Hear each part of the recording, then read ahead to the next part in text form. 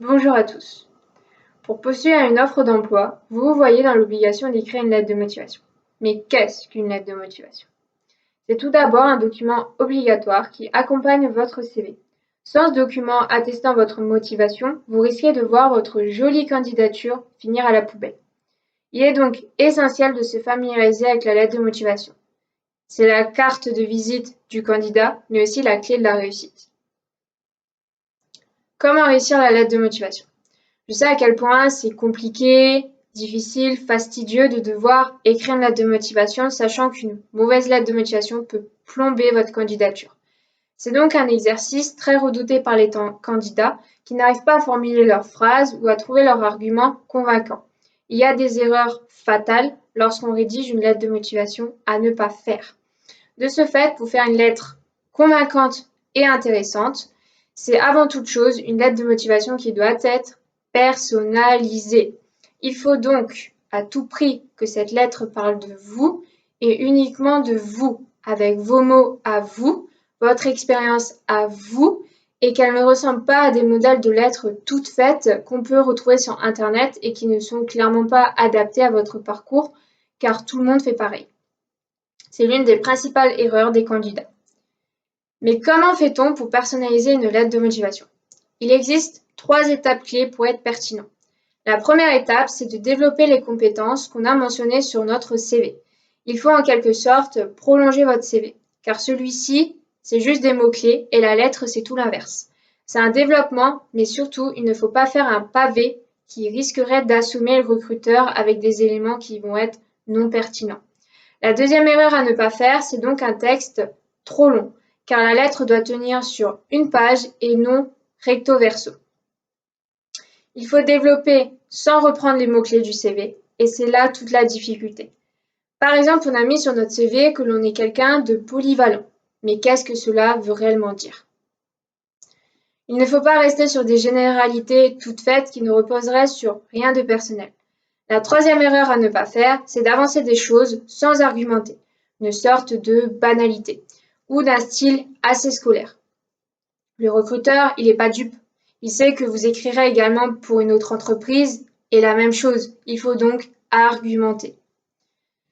Donc être polyvalent, c'est d'avoir su faire ou réaliser telle ou telle tâche ou mission. Ainsi on écrira au cours de telle expérience, j'ai pu réaliser telle ou telle tâche, etc.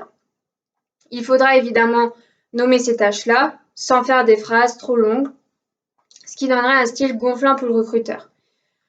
Autre exemple, vous savez vous adapter.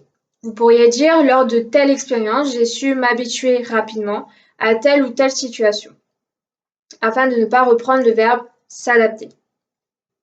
Vous avez ainsi donc argumenté et prolongé vos mots-clés. Vous les avez expliqués et c'est donc personnalisé, vu que vous avez rencontré ce qui vous correspond à vous et non aux autres. Attention aux fautes d'orthographe, syntaxe et de grammaire. Le recruteur sera hyper pointilleux sur cette erreur du copier-coller. La deuxième étape pour personnaliser votre lettre de motivation, il faudra parler de vos expériences, car dans le CV, vous avez mentionné vos différentes expériences sans les développer. Dans la lettre, vous pouvez les reprendre par exemple. Lors de mes missions, à tel poste, j'ai pu réaliser telle tâche, j'ai pu travailler et accompagner avec, j'ai pu utiliser tel produit ou tel matériel, ou encore j'ai pu apprendre à me servir de tel produit ou de tel matériel, ou encore j'ai pu développer ma connaissance, ma pratique de telle ou telle machine. Vous avez ainsi expliqué, précisé, développé et surtout, vous avez encore une fois personnalisé, ce qui va correspondre qu'à vous. Ce sera intéressant et pertinent parce que le recruteur va beaucoup mieux comprendre ce que vous avez fait comme travail, des tâches que vous avez effectuées et les conditions dans lesquelles vous avez travaillé et surtout ce que ça vous a permis d'apprendre, parce que c'est le plus important, d'acquérir et de savoir maîtriser aujourd'hui. Et ce que vous savez maîtriser aujourd'hui, vous pourrez le reproduire dans l'entreprise du recruteur. Et donc, c'est forcément intéressant.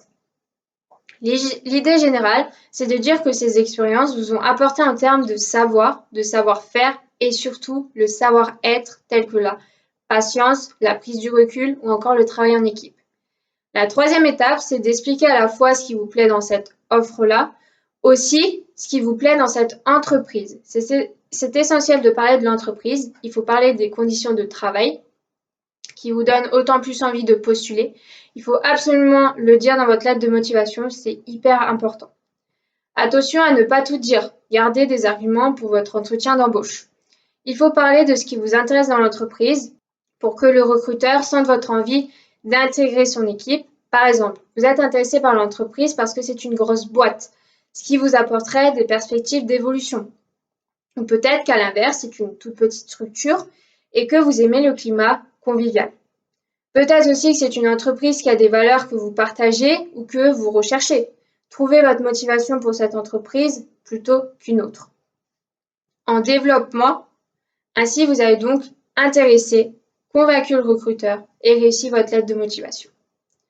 Nous allons aussi voir deux types de lettres de motivation comme exemple, où je vous indiquerai les erreurs dans une qui sont les plus courantes encore une fois, et dans l'autre, nous verrons pourquoi c'est une très bonne lettre de motivation. Donc ici, nous avons l'exemple d'une mauvaise lettre de motivation. Les mauvais points de cette lettre sont tout d'abord la présentation qui est compacte et manque d'aération.